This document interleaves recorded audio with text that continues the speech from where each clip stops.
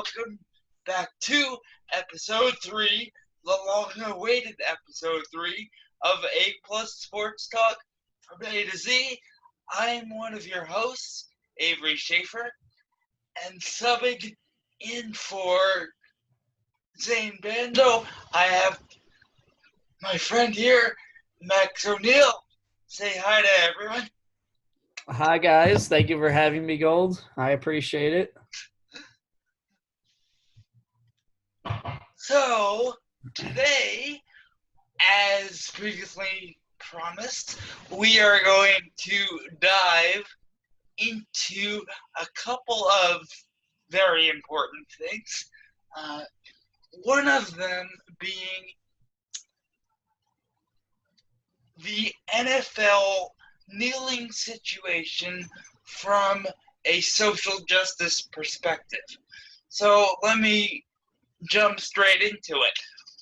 What do you think is the degree to which players should or should not be able to express their feelings on social justice issues on the field of play? I think they should be allowed to. I think it's,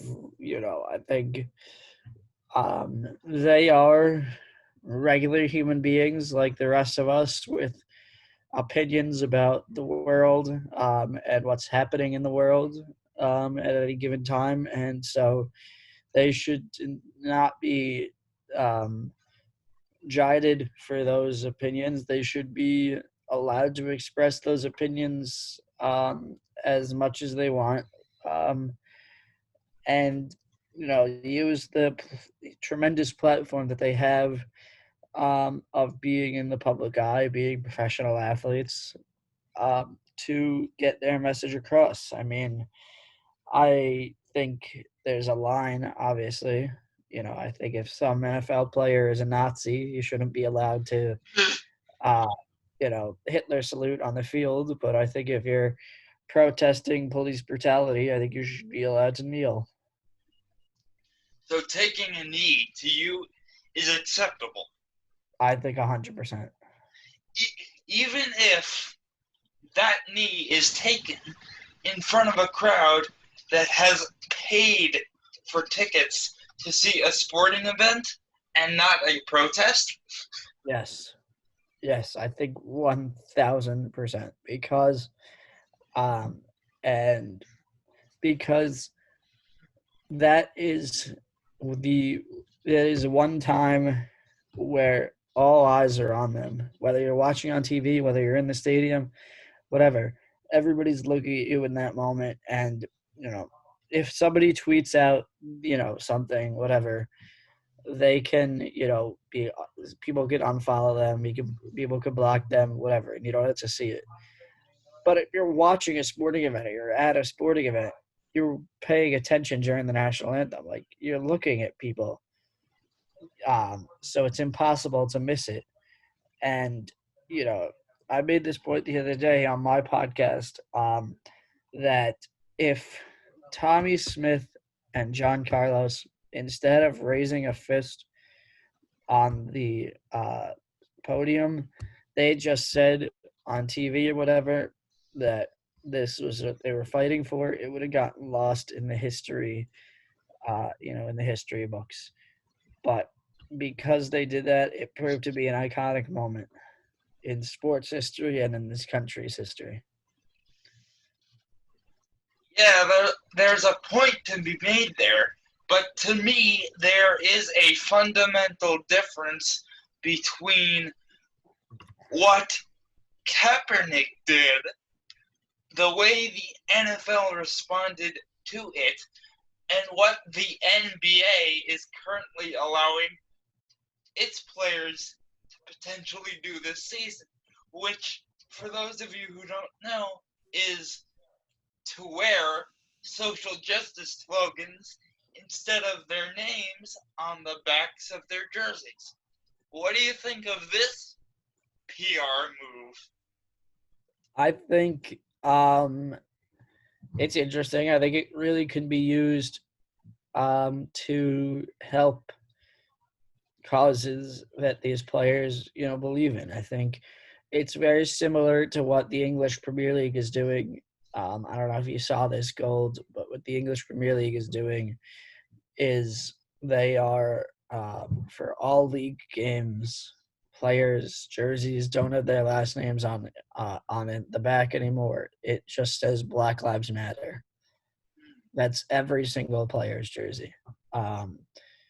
And so I think it's very similar to that. I think you'll have 99% of Black Lives Matter jerseys, sailing around the NBA. And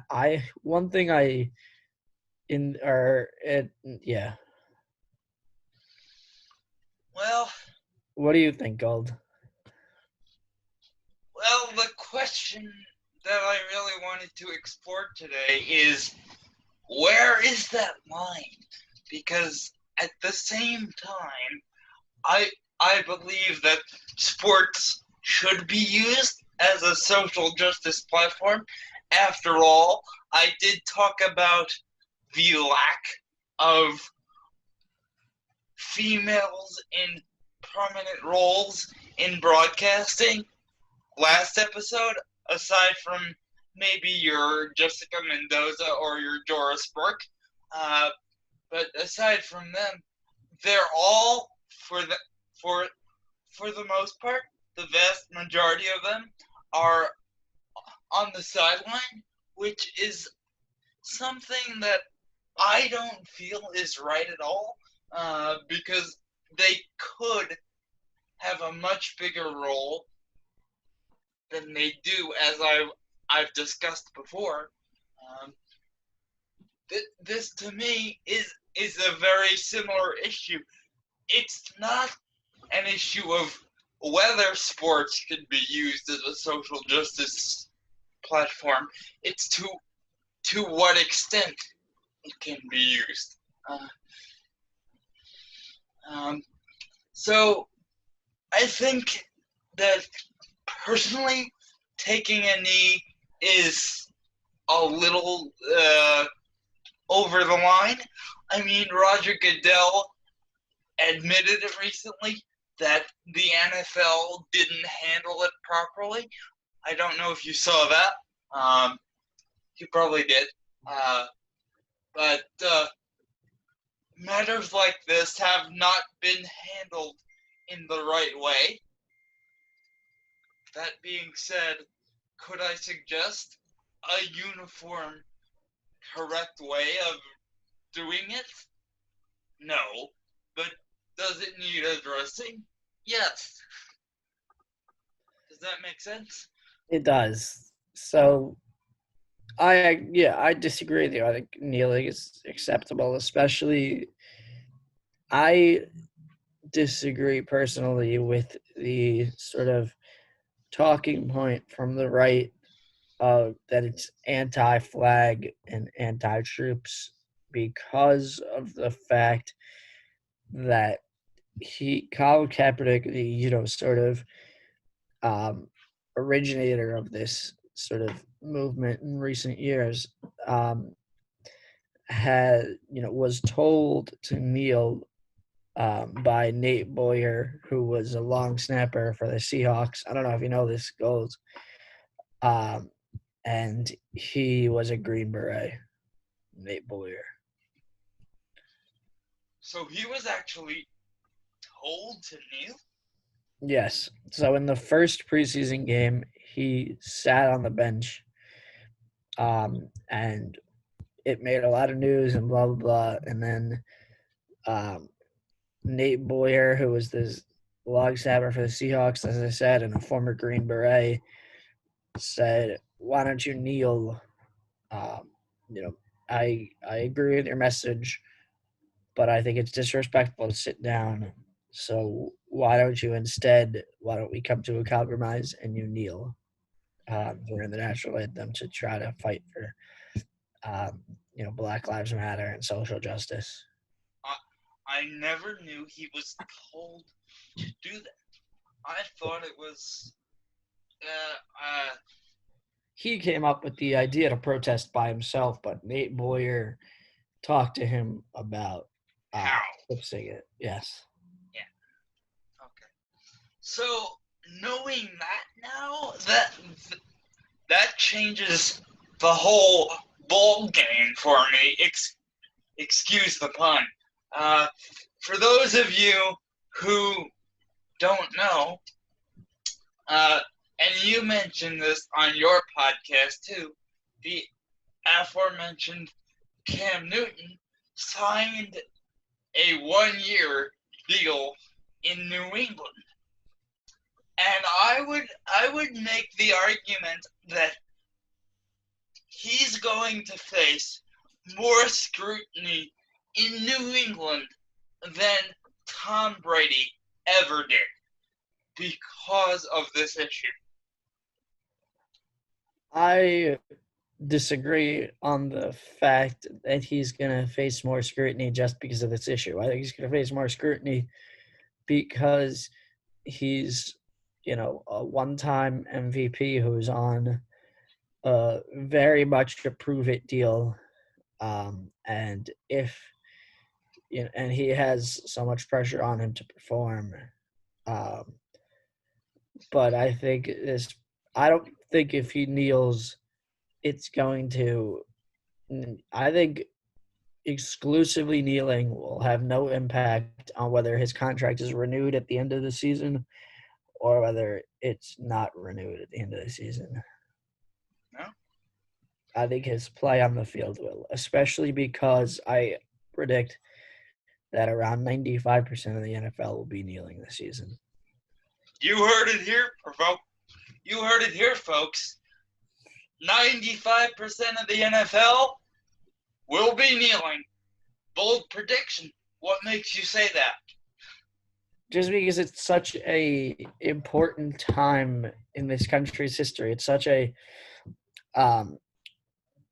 crossroads for this country, and it's no longer just something that we can sort of say, yes, I'm with you, but I don't want to kneel. It's something that's saying this is a platform that we have, and we saw George Floyd die with a man on his knee, a police officer sitting on his neck, with his knee. We saw that for 8 minutes and 46 seconds. We heard about Breonna Taylor. We saw all the protests on the news every night and participated in the protest in the case of some of us, including myself. Not, the violent protest, but the protest. We see these athletes like Steven Jackson, who was best friends with George Floyd. And, LeBron is obviously very active on social justice issues, et cetera, et cetera. We saw the video from the NFL. I don't know if you saw this video, Gold, that the NFL put out a few weeks ago with like Saquon Barkley and Tyrann Mathieu and Ezekiel Elliott and Patrick Mahomes, et cetera. So, I think if the stars kneel, everybody else will sort of follow suit. And I think it's an important issue.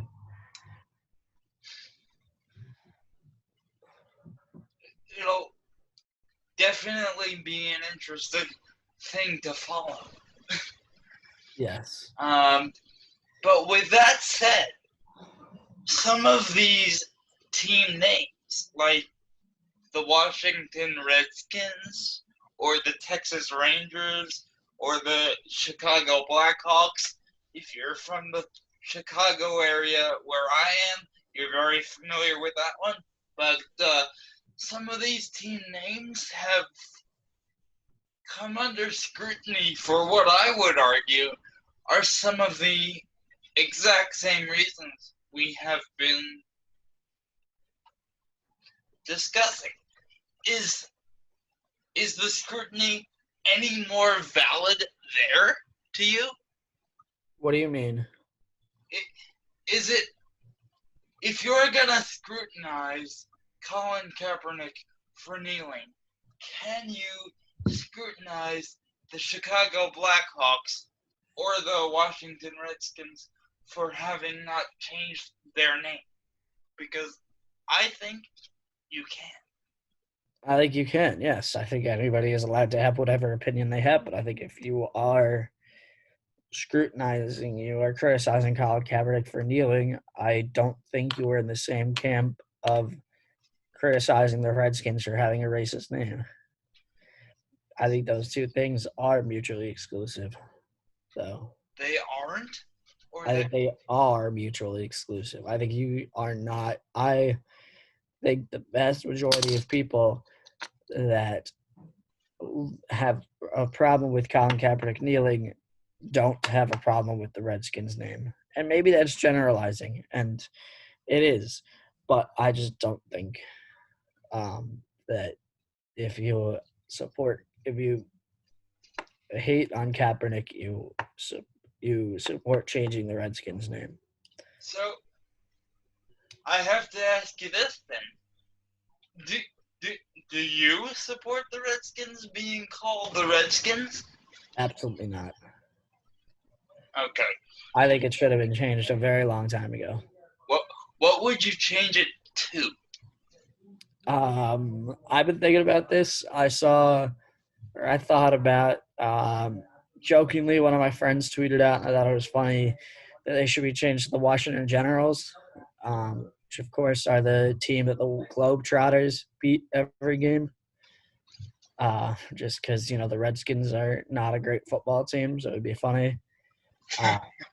The Washington Sentinels I've seen on social media a lot, from the movie The Replacements.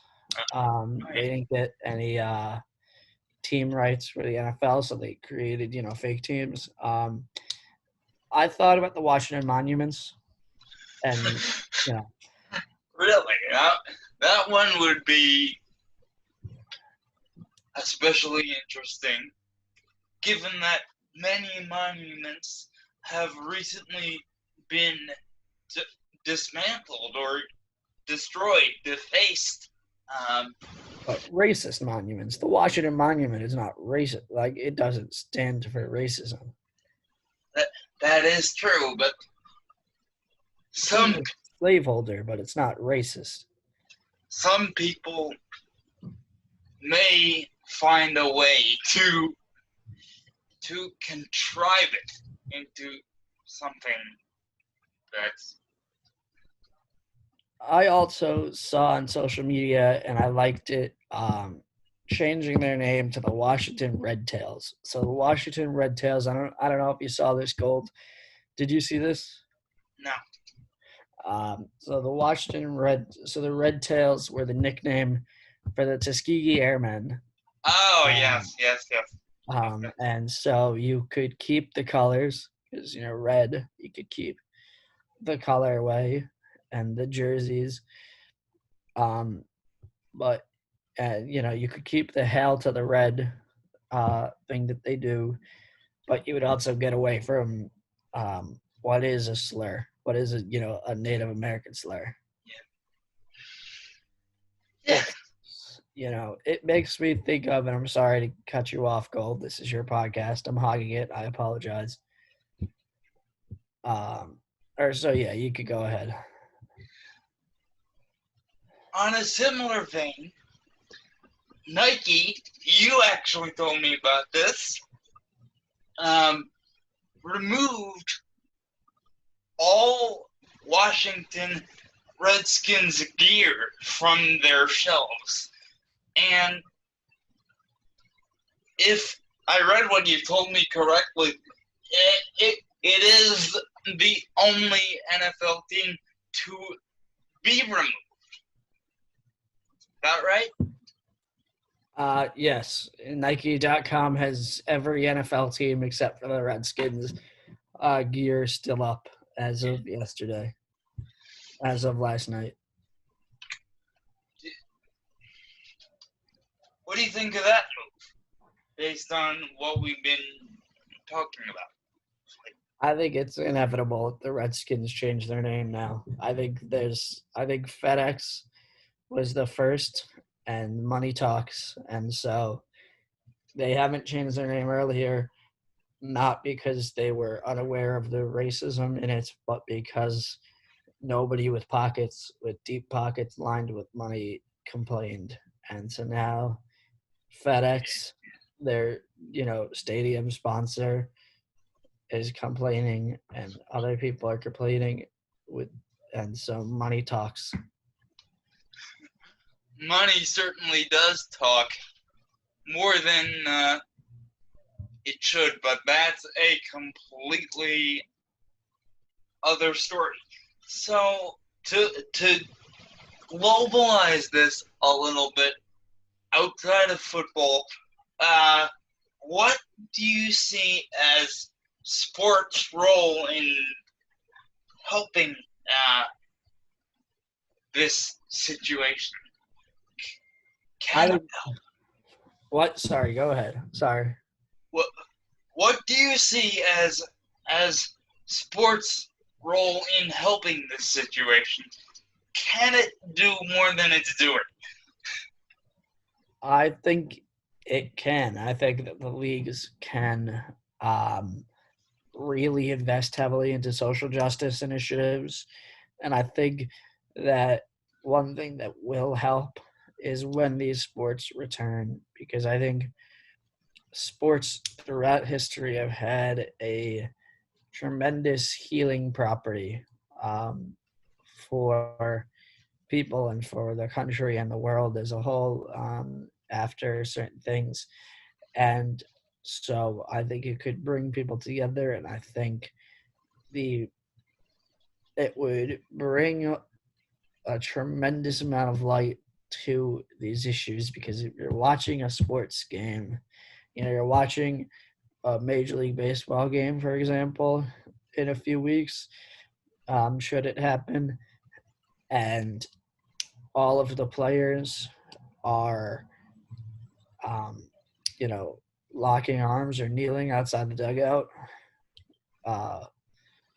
then that's a big statement, because you're watching a baseball game and they all have patches on their jerseys that say, BLM or something. That's a big statement. And I have a feeling that sort of thing is going to happen. It is inevitable. It's going to happen at some point, especially considering that something around 85% of the players who currently play in the MLB right now are from Hispanic or other minority group cultures. It's just inevitable. Yeah, and if they don't do that, they will have missed a major opportunity, as we've been talking about. I think we can look at the NWSL as a significant example of sort of how this has been in recent weeks executed very well, in my opinion, with their kneeling during the national anthem and things of that nature. Yeah. So, with all of thoughts percolating around, as an aspiring broadcaster, what would you leave the audience with? What should they look for in sporting events in the weeks, months, and possibly even years to come? Sports are changed forever. The world has changed forever, I think. Yeah. Everybody has changed forever. This is one of those moments, I think, in history, a time in history that will be in history books for the next 500 years, around the world. And so I think in the next few months, as sports return, they will fall completely into that. And I think if you are standing on the tracks trying to stop the train of progress, you won't do it. The train of standing up for social justice issues by athletes, I think you're getting run over because I think you can't stop history from progressing. And I think that, I think that it will be very important for athletes to use their platform moving forward to fight for things that they believe in. And on that heavy note, I know we covered a lot today, so if you're interested in following this podcast and Max's as well, I just listened to the first episode and my ears really liked it. So Thank you. if you guys want another colleague of mine to come bother you with his melodious voice, I highly recommend checking him out. But for now, follow us on our Instagram, Sports Talk from A to Z, and I will see you next time on Tuesday for our normally scheduled upload of another episode of Sports Talk from A to Z. See you later, guys. Thank you for having me on, Gold. I appreciate it. It was fun.